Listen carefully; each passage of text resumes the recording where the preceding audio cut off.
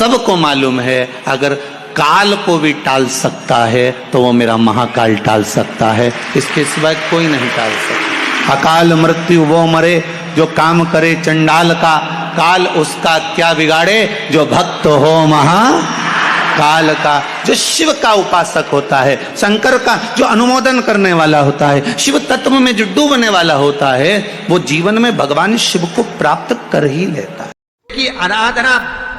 चंद्रभागा नदी के तट पर करी है, बालू का शिवलिंग बनाकर, बालू रेत का शिवलिंग बना। बहुत ध्यान देना आप लोग, किसी भी नदी में स्नान करने जाओ, तीज त्योहार पर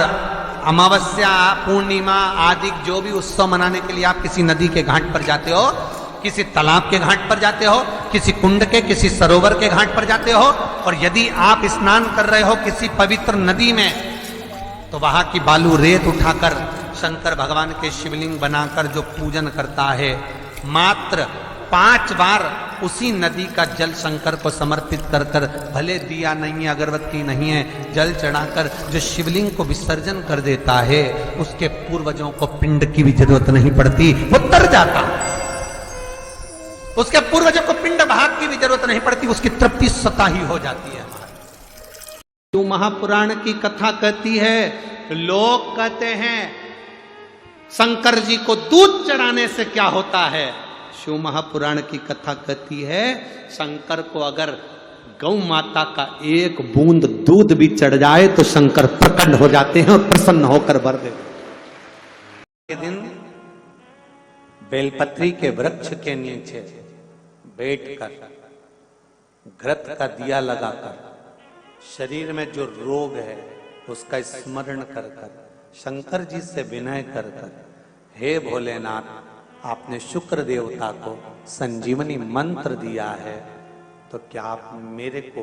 वो मंत्र प्रदान नहीं करोगे? मेरे रोग, मेरी बीमारी, मेरे दुख को आप नहीं हरोगे? शिव से कहो, ये शरीर आपने दिया है और भजन करने के लिए दिया है, स्मरण करने के लिए दिया है, कीर्तन करने के लिए दिया है, तो संभालोगे भी आप। और बेलपत्री की ओर मुख कर कर घी का दिया लगाकर महामृत्युंजय मंत्र का स्मरण कर लेने पर धीरे धीरे धीरे धीरे धीरे धीरे वो रोग समाप्ति की ओर आता चले। मंदिर में झाड़ू लगा देने से मंदिर का जो निर्माल्य है, निर्माल्य मतलब जो भगवान पे चढ़े हुए फूल पत्ती सामग्री है, इनको उठाकर विसर्जन में रख देने से, या कहीं ले जाकर विसर्जन कर देने से, या मंदिर में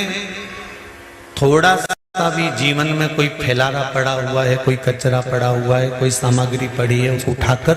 रख देने से हमारे जीवन में अगर कोई बोझ है, हमारी जिंदगी में अगर कोई दुख पहाड़ जैसा